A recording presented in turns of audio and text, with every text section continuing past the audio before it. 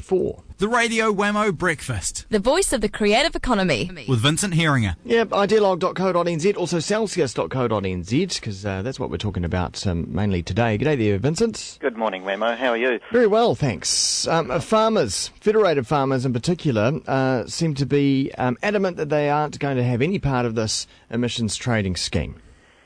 There's a select committee hearing going on at the moment, and the farming lobby through federated farmers are doing their damnedest to avoid including agriculture in the emissions trading scheme on the basis that, it's on the argument that no one else around the world is including agriculture in their emissions trading scheme or counting the cost of carbon that comes with agriculture.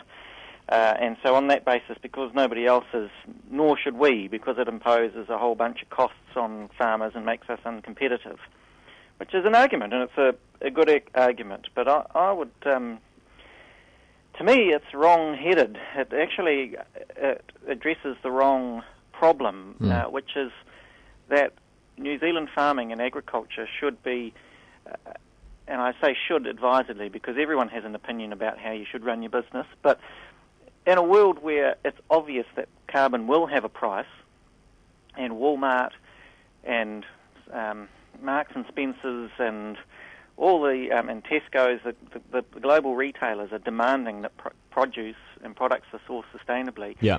Wouldn't we be wise to be rushing towards a economy where we've factored in carbon as a price so that we can prepare ourselves for this new world? And so by kind of opposing the emissions trading scheme, we're actually putting the roadblocks on ourselves from innovating and preparing ourselves for a new century of commerce. Yeah, exactly. Now, because they're worried about all these short-term costs, they're not looking long-term at all, are they? No, I agree. I think there is a short-termism to our agriculture, which is ironic, for an industry that actually has got a long history of being long-term in its vision, and it rolls with Mother Nature, in terms of with the weather and the seasons. You would think an industry like that would be more in tune with long-term trends, but there does seem to be a cost mentality, and this is true of all New Zealand business, a short-term cost mentality rather than a long-term strategic mentality. And what I think is really kind of disappointing about it is it's not like there's a lack of information, Wammo, about where retailers and where consumers are going with sustainability. There's a really terrific article on Celsius about the changes Walmart are conducting, not just in their products but specifically around food. They have a major sustainability initiative going on in their massive corporation that will have a huge influence on what their suppliers are required to do in terms of sustainably sourced products. And we're so perfectly placed to be part of this the sustainable green economy, and that would set us apart from many other places in the world. Our products, would probably fetch higher prices in this market. I think that's a really important point because if you read anything that like what Gareth Morgan has been writing about on Rod Oram, what is happening in South America is quite amazing in terms of their ability to produce dairy products at a fraction of the cost of what we can because their land is so fertile, because it's... I was talking to Sam Morgan, Mr. Trade Me, who owns a huge dairy farm in South America. He said the growing conditions there are so amazing that they actually have to mow the lawns. They have to mow the paddocks at some stage because the grass grows so much faster than it does in New Zealand. And the point is there that if we are going to participate in this global economy, that price is going to become less of a competitive element for us. And so we have to position ourselves as a different kind of producer. We'll never be the volume producer, but we will be able to position ourselves as, the clean and green, the quality, the humane, the alternative to the to the kind of industrial approach to farming, Yeah. we could be the boutique approach, Is the artisan of the world. Is it time for another farmers' association to rise up in opposition to Federated Farmers? Because I know that Federated Farmers do not represent all farmers in New Zealand, but they are the loudest voice. They don't represent the organic farmers who do have a different kind of approach. Yeah, that's a very interesting proposition, and within the business community, in the 80s and 90s, the Business Roundtable was the sole voice of the business community, and since the late 90s, there have been different voices representing different views from business. I'm thinking of the New Zealand Institute of Business New Zealand, organisations that don't articulate a particular, I suppose, in my view, unprogressive or narrow approach to business. Yeah. But perhaps embrace a more holistic approach. Yeah, I think that's a fantastic idea, because it's not like we don't care about New Zealand or don't care about farming. We know the value of farming, the importance of it to our country, and it's out of that concern that a lot of people say, well, we don't think Federated Farmers actually gets it. No, they don't.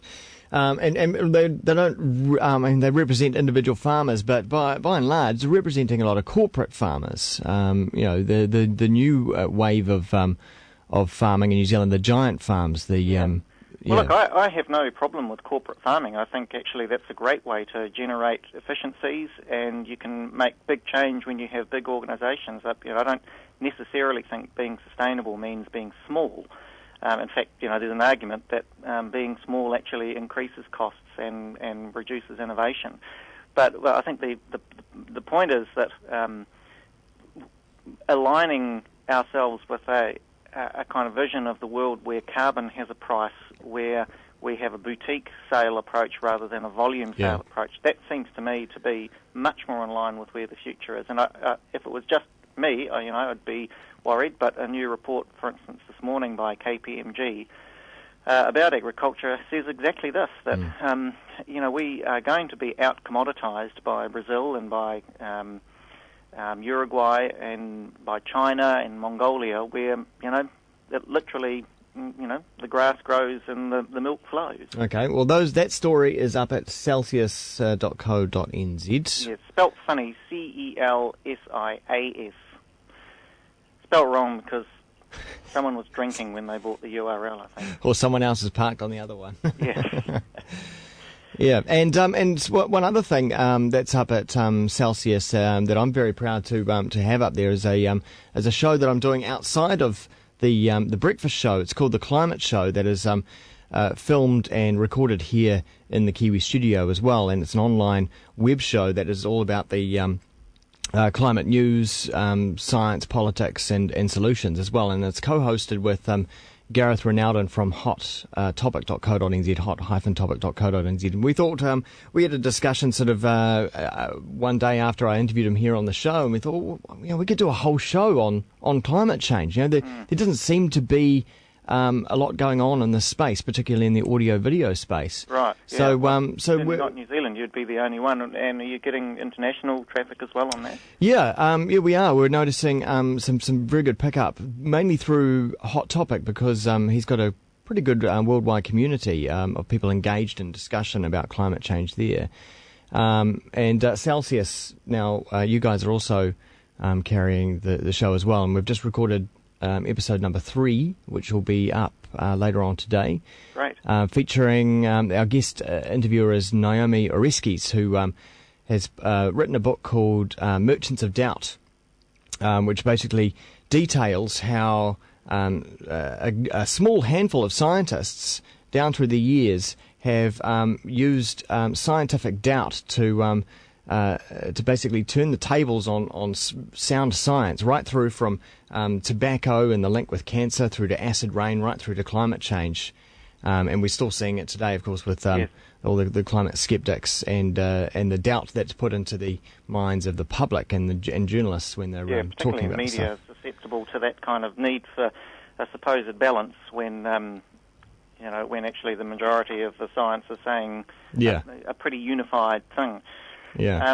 And the other thing about that is David Suzuki, who was here recently. I interviewed last week, and very, very vociferous in his criticism of that kind of, bogus science, when the evidence, for the link between smoking and cancer was so obvious, yet there were still a few people that held out thanks to funding from the tobacco companies. And very similar dynamic now is happening with the funding of bogus science by Exxon and others who want to resist the change to a different kind of economy. And I think what's under threat is very much that kind of laissez-faire, exploit the resources and be damned, and the earth will take care of itself. That is changing, and there is a lot of resistance to that change. It has to change. Meanwhile, rock and roll. Yes. Grooveguide.co.nz is live. There are lots of giveaways. Get online, read the latest news about gigs, list your own gig, list your venue. It's hot and happening. We had our first newsletter, went out to 6,000 people yesterday, and it's working. Cool. It's out there in the market, and people are loving it. And then you, Groove Guide, in fact, I've got one here in the studio. It's got Chemical Romance on the front cover as well. Indeed. Very good. Thank you very much, Vincent. Pleasure, Wammo. It's Vincent Heeringa there, and those websites again, grooveguide.co.nz, also celsius.co.nz as well.